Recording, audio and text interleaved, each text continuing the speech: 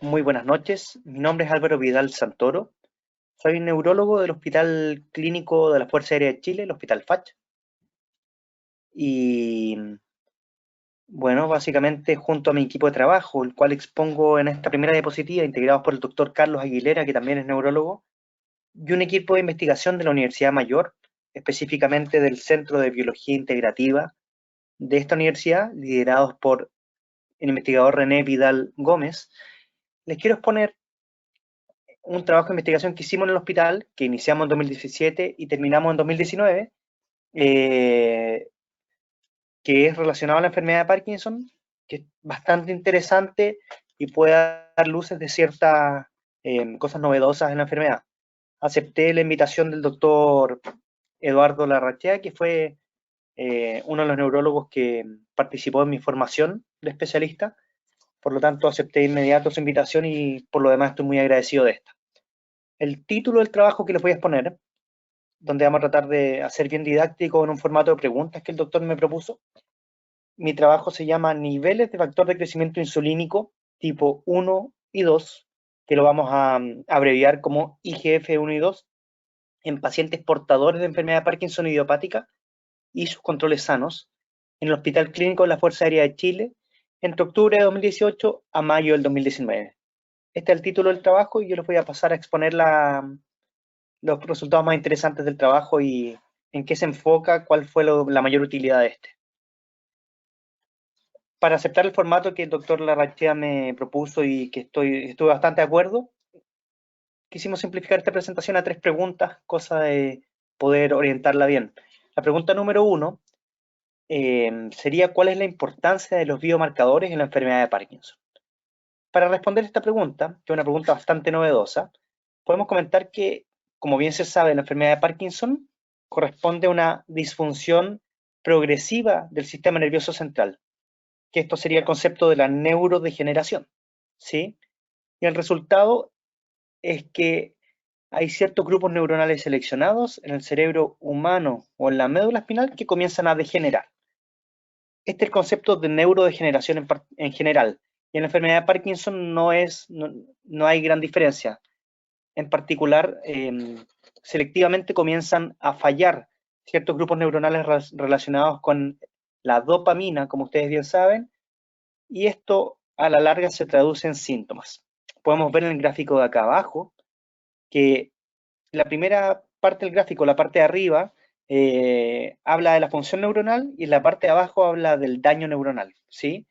Eh, Podemos ver que cuando en el concepto de edad normal, la función neuronal va a ir disminuyendo a lo largo de los años, pero va a haber una compensación que es tanto neuronal como no neuronal. Esto sería el proceso normal. Pero ya cuando entramos en una suerte de daño neuronal, ahí cuando ya estamos hablando de una enfermedad neurodegenerativa que cuenta con eventos primarios y secundarios que a nivel cerebral van a propiciar que el daño se inicie y se vaya propagando y aumentando a lo largo del tiempo. Es así como acá arriba, en la parte del gráfico de arriba también, se ve que hay una fase preclínica, que es donde el paciente está asintomático, posteriormente la fase prodrómica, que es donde el paciente comienza con los primeros síntomas de enfermedad, y luego viene la fase clínica, donde el paciente desarrolla la enfermedad de forma contundente.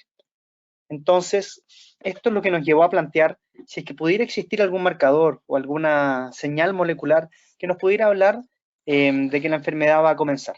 En el fondo, en eso está inmerso este trabajo.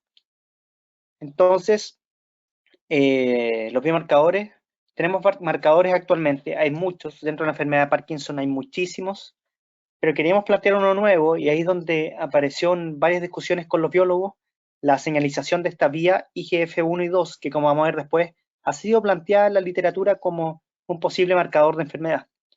Tiene bastantes ventajas hacerlo, ya que lo que queremos lograr es encontrar un biomarcador que nos pudiera predecir que la enfermedad se va a desarrollar, o bien a futuro queremos llevar a cabo otros estudios donde nos pudiera predecir si es que la enfermedad va a tener tal o cual evolución clínica en particular.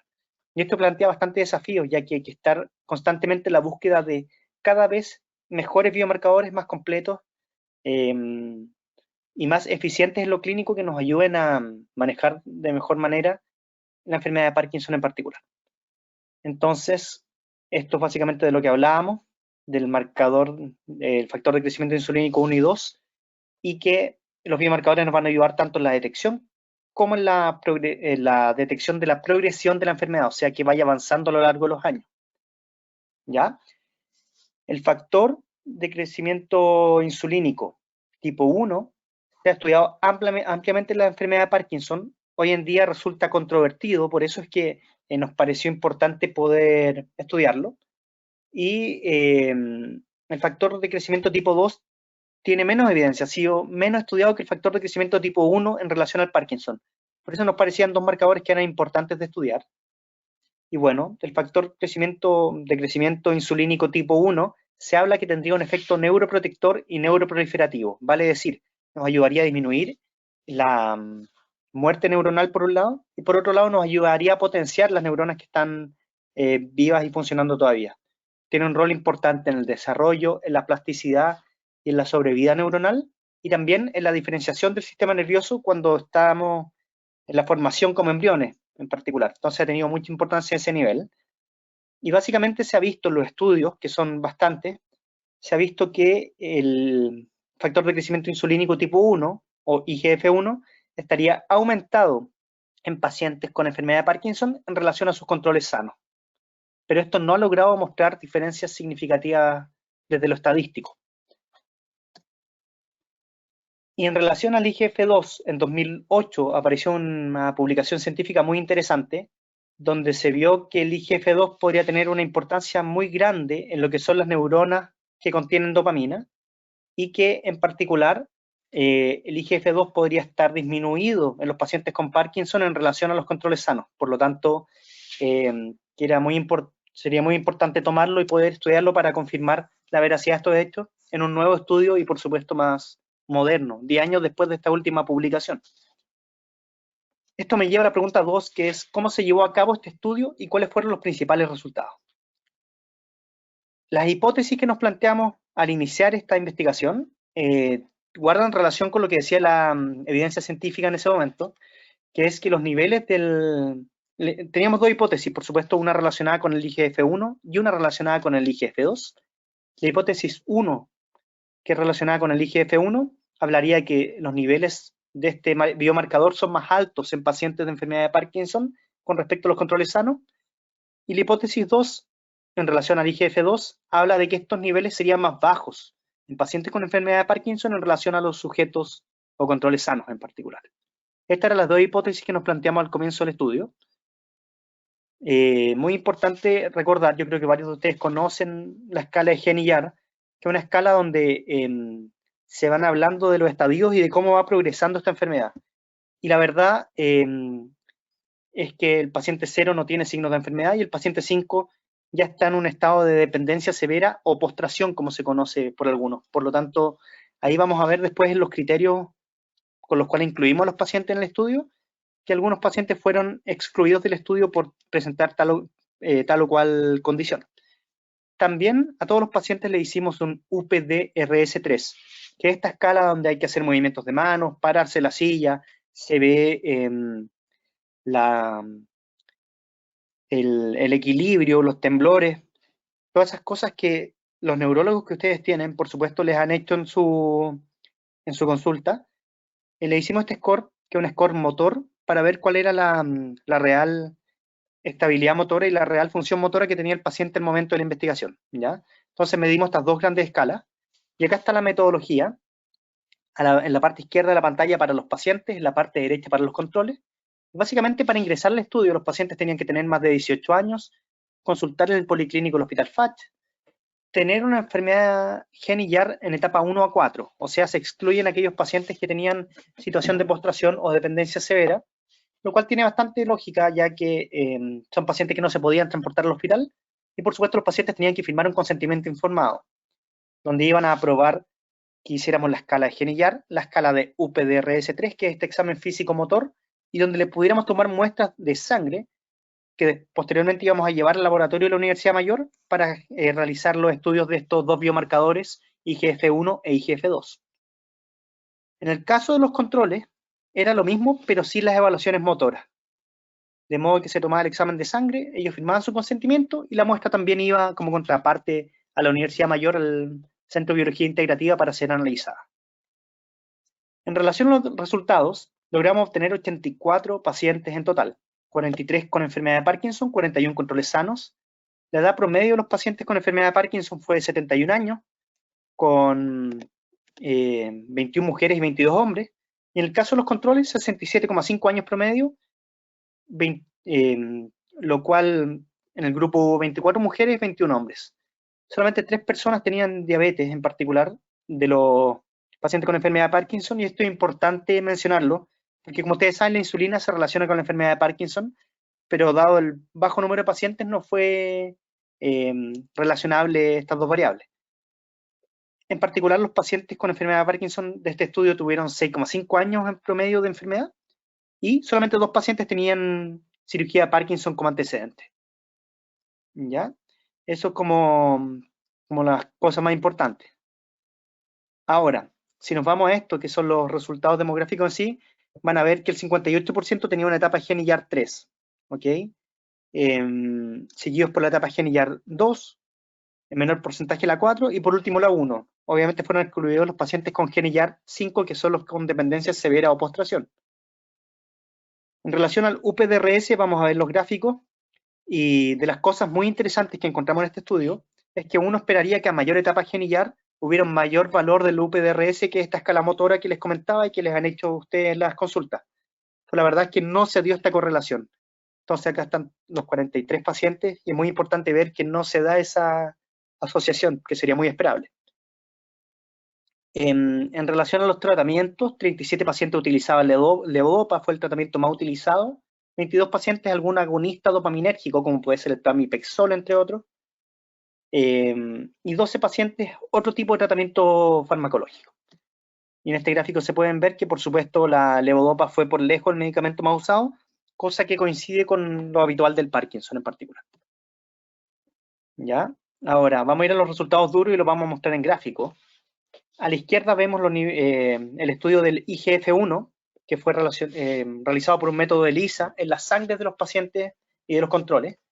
La barrita negra corresponde a los pacientes controles y la barra roja corresponde a los pacientes con Parkinson. Y a nivel del IGF-1 podemos ver que no hay grandes diferencias de laboratorio. Al lado derecho del gráfico, donde vemos los niveles de IGF-2, podemos ver que hay una menor concentración de este biomarcador en pacientes con Parkinson, que es la barra roja, con respecto a los pacientes controles, que es la barra negra. Ahora, yendo a algunas cosas más particulares del IGF-2 en sí, calculamos esto, que fue hecho por otro método de laboratorio que se llama Western blot, donde se tomaron muestras de sangre periférica, y acá se ve claramente y con una significancia estadística muy potente que los pacientes con Parkinson tienen mucha menor concentración de IGF-2 en relación a los pacientes control. ¿Ya? Y esto se ve en este gráfico del centro, por lo tanto es bastante marcada la diferencia y coincide con la hipótesis 2 que nos planteamos al inicio del estudio. Acá hay otro método, que es el método de PCR transcriptasa reversa, que tan famoso está hoy día en relación a la pandemia del coronavirus. El mismo método se utilizó para medir, en este caso, el IGF-2, y también las diferencias son contundentes, muestran un nivel mucho más bajo de IGF-2 con respecto a los controles. Por último, mostrar esto, que es un poco más de lo mismo, que también compara los niveles de IGF-2 y efectivamente están mucho más bajos en pacientes con enfermedad de Parkinson. Entonces esto me lleva a la pregunta 3. ¿Cuáles son las implicancias futuras de este estudio realizado? Lo importante es decir que sí, hay una relación entre los biomarcadores y la enfermedad de Parkinson, en particular el biomarcador IGF-2. En el IGF-1 no encontramos grandes diferencias, pero en el IGF-2 sí las encontramos, y si bien son 43 pacientes y 41 controles, sí se ven diferencias que llaman la atención, que deberíamos seguir estudiando más adelante. Se piensa que esta disminución de los niveles de IGF-2 podría tener su explicación en una disminución de la expresión génica, o sea que hay disminución de la expresión de genes de IGF-2 y que eso llevaría a esta alteración. Por supuesto que eso hay que analizarlo más adelante. Y este estudio corresponde a un estudio que es exploratorio, que nos mostró niveles distintos en el marcador IGF-2 para pacientes con Parkinson y pacientes controles, pero falta hacerlo con mucho más volumen de pacientes y ver si es que efectivamente va a ser un marcador útil en la enfermedad de Parkinson y que sea de uso clínico a futuro. Eso sería lo que estamos buscando. En particular, también nos trazamos al inicio del estudio ver la posibilidad de ver si es que esto podría ser un factor de progresión de la enfermedad, pero con 43 pacientes es muy poco como para hacer esa distinción. De modo que nos van a faltar más pacientes a futuro y nuevos estudios para poder determinar si es que es de uso clínico. Pero los resultados iniciales, que son los que yo les puse acá, marcan que el IGF-2 debería ser un biomarcador que seguiremos estudiando, cosa de poder darle eventualmente un uso clínico y que sea de utilidad para los pacientes en el día a día. Eventualmente que pudiera predecir si es que la enfermedad va a avanzar de una u otra forma, o bien si es que el paciente sano va a poder desarrollar esta enfermedad a futuro. De modo que es un estudio interesante, yo quería exponérselo, agradezco la invitación y les dejo ahí en la penúltima línea mi correo electrónico, drvidalsantoroneuro@gmail.com, para cualquiera de los pacientes o cualquiera de los espectadores de esta presentación, por si quisiera comunicarse, por supuesto, y preguntar alguna otra duda. Recordar que este estudio lo hicimos en contacto con el Hospital FACH, con la Universidad Mayor, con fondos del Fondesit. No contamos con asociación con la industria en particular para este estudio, así que es importante mencionarlo. Es importante hacer nuevos estudios que nos permitan con mayor volumen de pacientes poder confirmar estos hallazgos. Muchas gracias y buenas noches, que estén todos muy bien.